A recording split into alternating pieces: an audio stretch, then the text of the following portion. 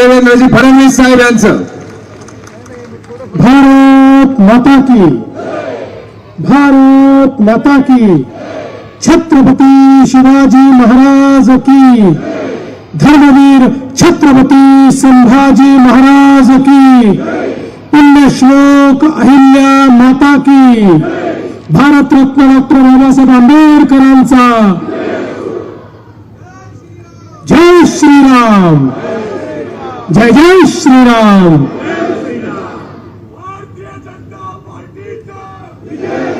हिंदवी स्वराज्याचे सरसंस्थापक छत्रपती शिवरायांना मानाचा मुजरा करतो.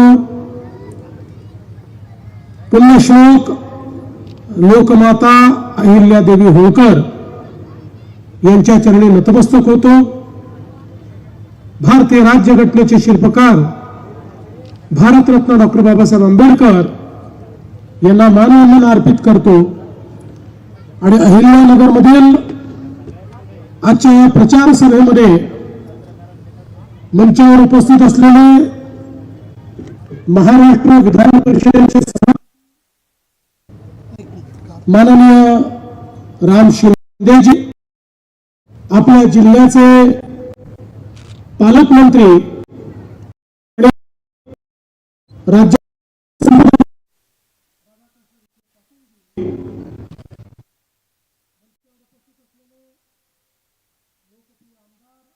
जगताप,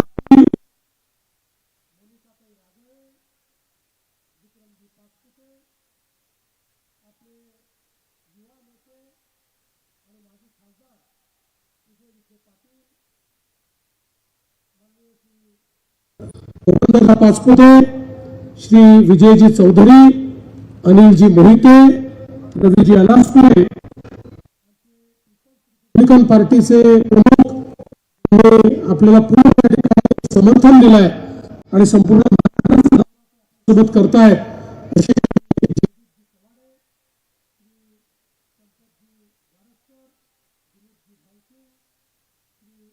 कर्डिले, नितीनजी दिनकर,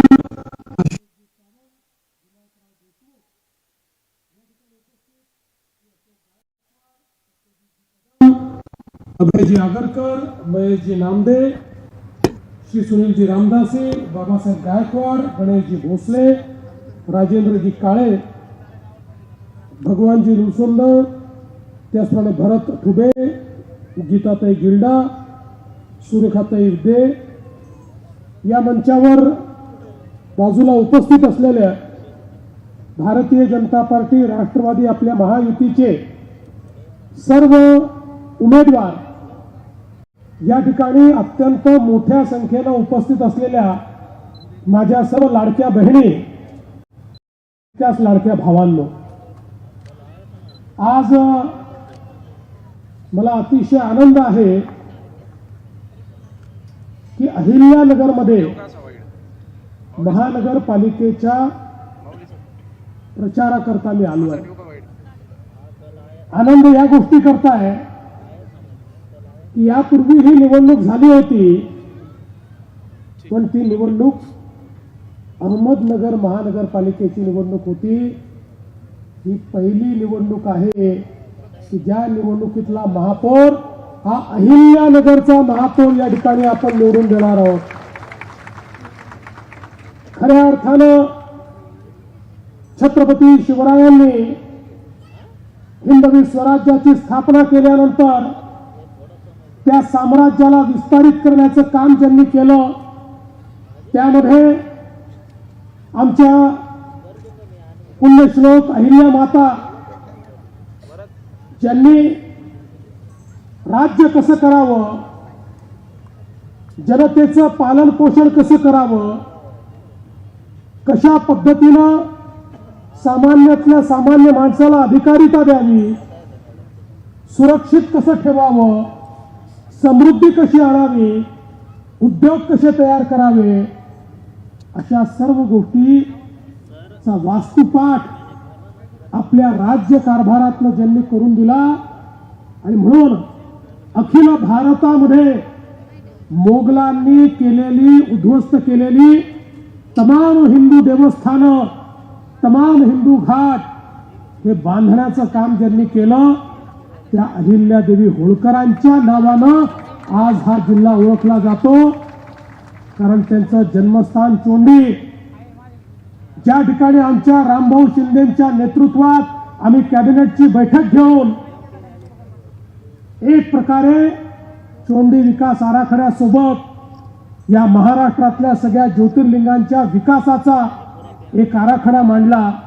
आज त्याच अहिल्यादेवींच्या या अहिल्यानगरमध्ये मी पुन्हा एकदा अहिल्या मातांसोबत इथल्या सगळ्या नागरिकांना देखील नमन करतो, नमस्कार करतो. खरं म्हणजे या ठिकाणी विखे पाटील साहेब आहेत, रामभाऊ शिंदे आहेत, आमचे सुजय दादा आहेत, संग्राम जगताप आहेत, आपले सगळे आमदार आहेत. त्यामुळे मी येण्याची आवश्यकता देखील नव्हती. पण मी हा विचार केला की या निमित्ताने आपल्याशी संवाद साधता येईल, या निमित्ताने आपलं दर्शन घेता येईल आणि त्याचसोबत आपल्याला ज्या काही अडीअडचणी आहेत त्या समजून घेता येईल. आणि म्हणून आज या सभेकरता मी आलो. पण मी इथे यायच्या आधीच आपण सगळ्यांनी भाजप राष्ट्रवादीचे 5 नगरसेवक बिनविरोध या ठिकाणी निवडून दिले, त्याबद्दल आपल्या सर्वांचे मी मनापासून आभार मानतो. एक प्रकारे आपण सुरुवात ही या ठिकाणी अतिशय उत्तम केली आहे आणि ज्याची सुरुवात उत्तम असते ते सगळंच उत्तम होतं. त्यामुळे माझ्या मनामध्ये पूर्ण विश्वास आहे की या महानगरपालिकेमध्ये आपल्या महायुतीचाच महापौर बसेल आणि पूर्ण बहुमत हे आपल्याला या ठिकाणी निश्चितपणे मिळेल. खरं तर बंधू भगिनींनो, आपण जर बघितलं तर आपल्या देशामध्ये जवळजवळ 70 वर्ष शहरांकडे दुर्लक्ष झालं. आम्ही गावाचा विकास करत होतो, तो विकासही महत्वाचा होता. भारत हा गावांमध्ये बसतो, त्यामुळे त्याचा विकास झाला पाहिजे, संकल्पना योग्य होती. पण 70 वर्ष गावाचा विकास करता करता शहरांकडे मात्र शासनाचं दुर्लक्ष झालं. परिणाम काय झाला? शहरं वाढत गेली. अन्न, वस्त्र, निवारा, शिक्षण, आरोग्य, रोजगार या प्रत्येक गोष्टी करता गावाकडनं लोक शहरामध्ये आले.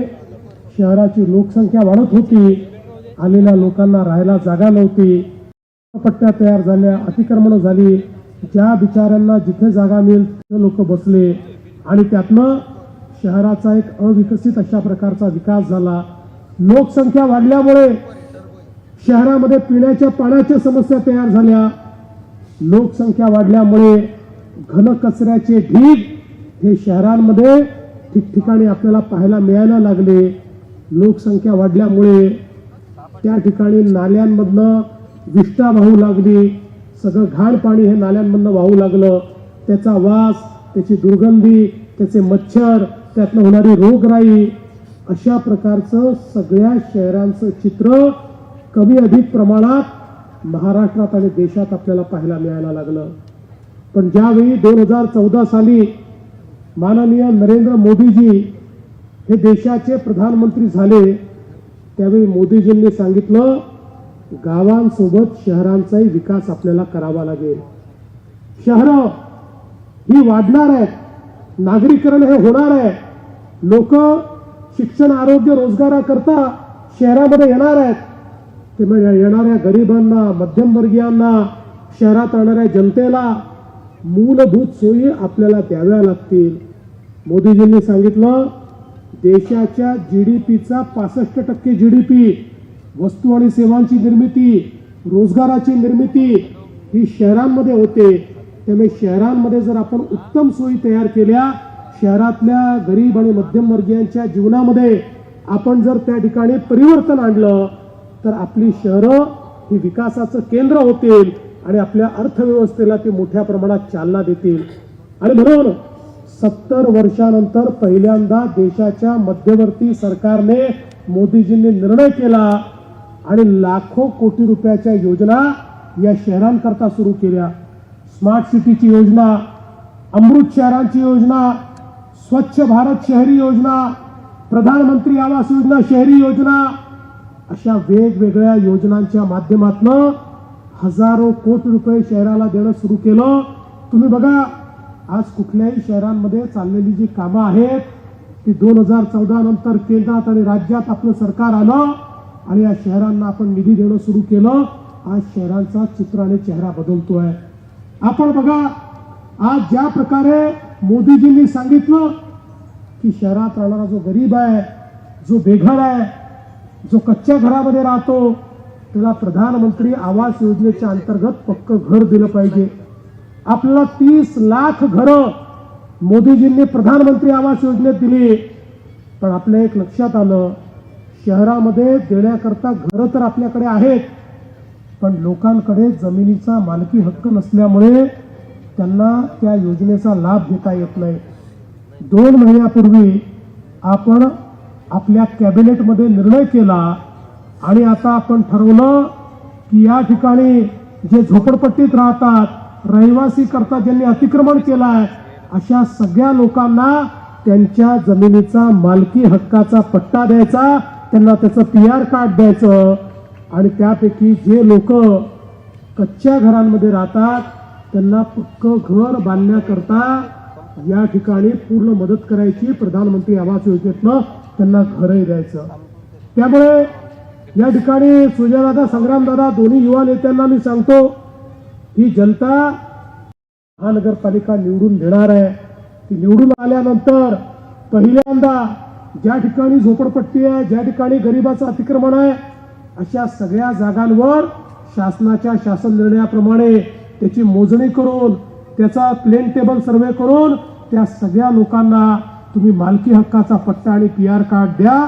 आणि त्यानंतर तुम्ही या शहराकरता जेवढी घरं मागाल, गरिबाकरता जेवढी घरं मागाल, तेवढी घरं राज्य सरकारच्या वतीनं आम्ही तुम्हाला देऊ, अशा प्रकारचा विश्वास या निमित्ताने मी आपल्याला देतो.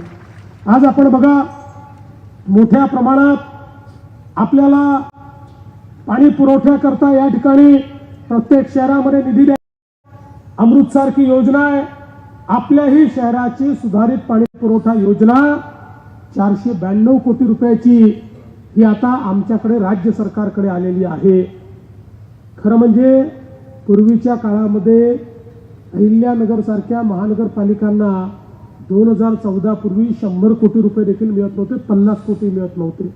पण आज तुम्ही बघा, मोदीजींनी आपल्याला अशी व्यवस्था करून दिली की आता तुम्ही पाठवलेला हा जो प्रस्ताव आहे 492 कोटी रुपयाचा, 16 तारखेला तुमचा महापौर बसला की त्यानंतर 1 महिन्याच्या आत या प्रस्तावाला आम्ही मान्यता देऊ.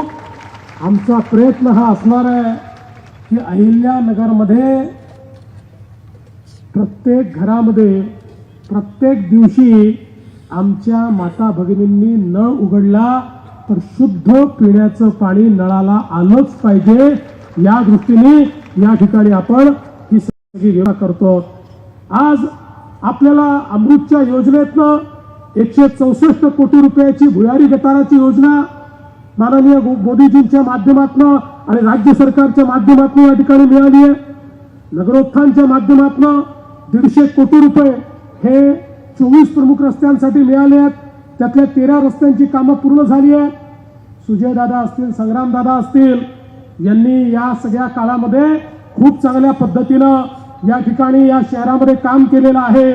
आणि आता शहरातल्या DP रस्त्यांचा देखील 350 कोटी रुपयाचा प्रस्ताव तुम्ही पाठवलाय. तुम्ही काळजी करू नका, केवळ शहराला आणि जिल्ह्याला अहिल्यानगर नाव देऊन आम्ही थांबणार नाही आहोत. ज्याप्रमाणे अहिल्यादेवींनी त्यांची राजधानी माहेश्वर ही अत्यंत त्या काळामध्ये सुसज्जित अशा प्रकारची राजधानी केली, तसंच अहिल्यानगर देखील केल्याशिवाय आम्ही या ठिकाणी थांबणार नाही आहोत. आणि म्हणून DP रोडचा विषय असेल, या ठिकाणी क्रीडा संकुलाचा विषय असेल, या सगळ्या गोष्टी या ठिकाणी करण्याचा प्रयत्न हा निश्चितपणे आम्ही करणार आहोत. आज आपल्याला माहिती आहे की या ठिकाणी आमचा सिंधी समाज आहे. विस्थापित होऊन जो सिंधी समाज आला त्या विस्थापित सिंधी समाजाला, पंजाबी समाजाला देखील आता आपण निर्णय घेतला. त्या काळामध्ये ते या ठिकाणी आले, पण त्यांना ज्या ठिकाणी बसवण्यात आलं तिथली मालकी मिळाली नाही, त्या जागा फ्रीहोल्डच्या झाल्या नाहीत. आपण निर्णय केला, हे जे आमचे निर्वासित अशा प्रकारचे लोक आहेत त्यांनाही फ्रीहोल्डच्या जागा देण्याचा प्रयत्न आणि त्या संदर्भातला निर्णय आपण केला. अनेक शहरांमध्ये ते काम आपण पूर्ण केलं आहे आणि पुढच्या काळामध्ये याही भागामध्ये ते काम पूर्ण करण्याचा प्रयत्न आपण करणार आहोत. एवढंच नाही तर आता विखे पाटील साहेबांनी सांगितलं की आमचं शहर तर उत्तम झालंच पाहिजे, पण शहर उत्तम करत असताना या ठिकाणी आमच्या मुलांच्या हाताला काम मिळालं पाहिजे. MIDCचा विस्तार होऊन या ठिकाणी मोठ्या प्रमाणात उद्योग आले पाहिजेत.